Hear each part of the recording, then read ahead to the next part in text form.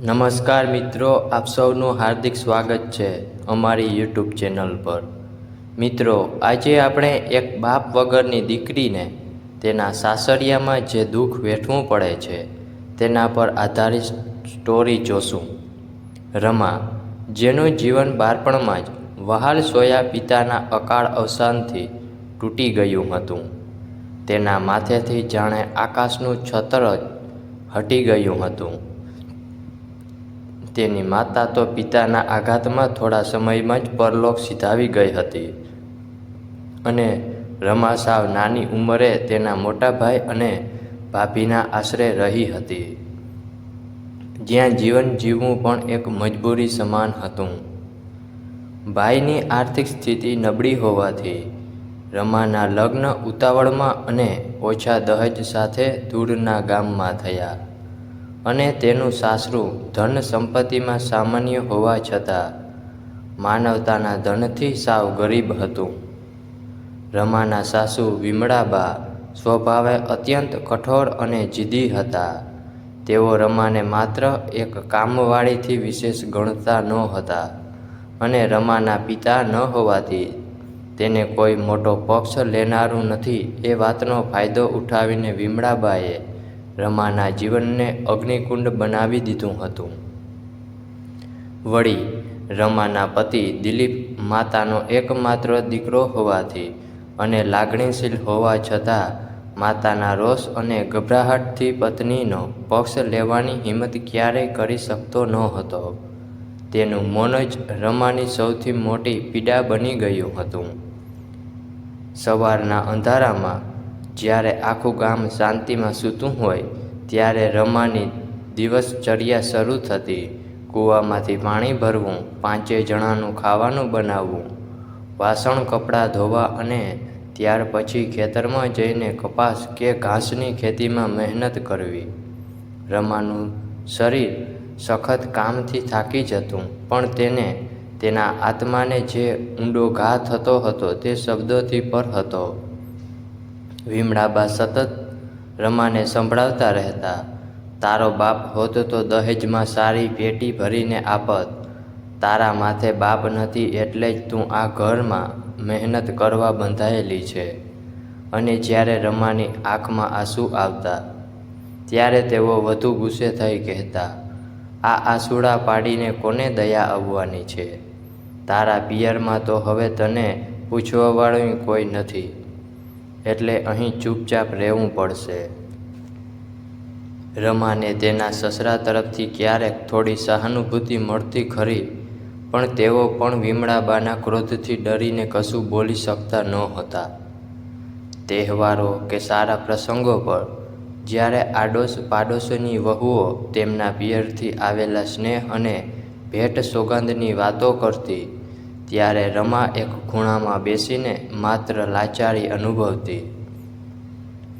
એકવાર દિવાળી પર રમાનો ભાઈ માત્ર એક નાનકડી મીઠાઈની પેટી અને સાડી લઈને આવ્યો, ત્યારે વિમળાબાએ બધાની સામે તેનો ભારે અપમાન કર્યો અને પેટી ફેંકી દીધી, જેના કારણે રમાનો ભાઈ શરમ અને દુઃખથી માથું નીચું કરીને પાછો ચાલ્યો ગયો। તે રાત્રે રમા ખૂબ રડી, પણ તેના આંસુ લૂછવાવાળું કોઈ નહોતું અને દિલીપ પણ ચૂપચાપ ઓરડાના ખૂણામાં સૂઈ ગયો। પોતાનો અપરાધ ભાવ છુપાવવા માટે સમય વીતવા રમાને ખોળે એક પુત્રીનો જન્મ થયો, જેનું નામ તેણે કાવ્યા રાખ્યું। કાવ્યાના આવવાથી રમાને જીવનમાં એક નવું લક્ષ્ય મળ્યું, પણ વિમળાબા માટે આ દીકરીનો જન્મ પણ મહેણા મારવાનું એક કારણ બની ગયું।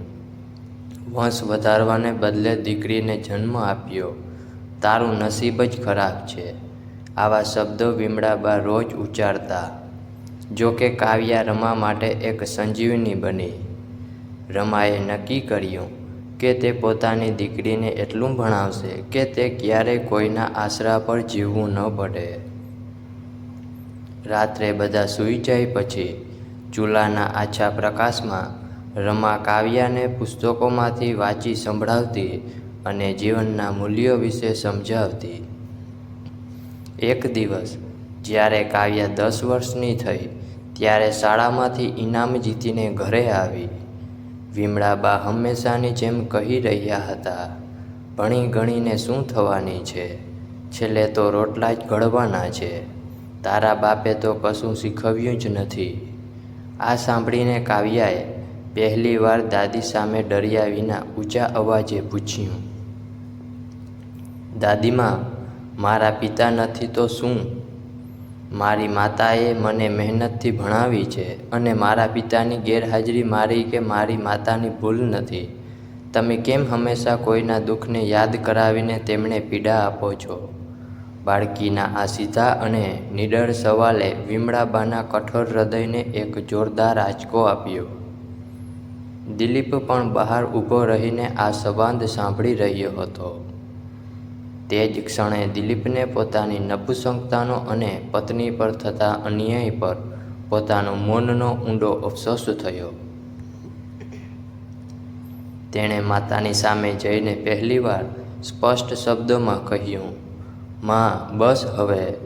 રમાએ આ ઘર માટે પોતાના લોહી પાણી એક કર્યા છે. તેના પિતા નથી તો શું થયું? હું છું ને. અને જો હું ન હોઉં તો પણ તેનો આત્મસન્માન છીનવાવવાનો હક કોઈને નથી. આજે કાવ્યાએ જે કહ્યું તે સાચું છે. દિલીપના આ અણધાર્યા સમર્થનથી રમાની આંખોમાં ખુશીના આંસુ આવી ગયા. વિમળાબા, જેમણે ક્યારેય વિચાર્યું નહોતું કે તેમનો દીકરો તેમની સામે ઊભો રહી શકશે, તે આઘાતમાં થોડા દિવસ શાંત થઈ ગયા. સમય જતાં વિમળાબાના સ્વભાવમાં ધીમો પણ સકારાત્મક બદલાવ આવ્યો. તેમને સમજાયું કે રમાની પીડા પાછળ તેનું નસીબ નહીં, પણ તેમનો પોતાનો ક્રોધ અને અહંકાર જવાબદાર હતો.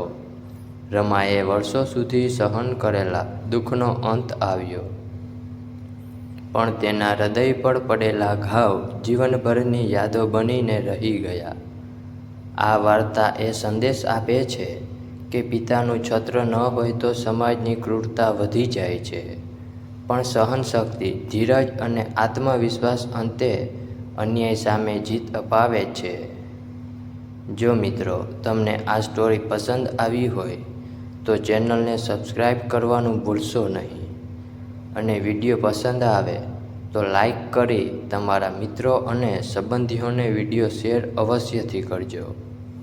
અને હા, તમે આ વિડીયો કયા શહેરથી જોઈ રહ્યા છો તે અવશ્યથી કોમેન્ટમાં જણાવજો.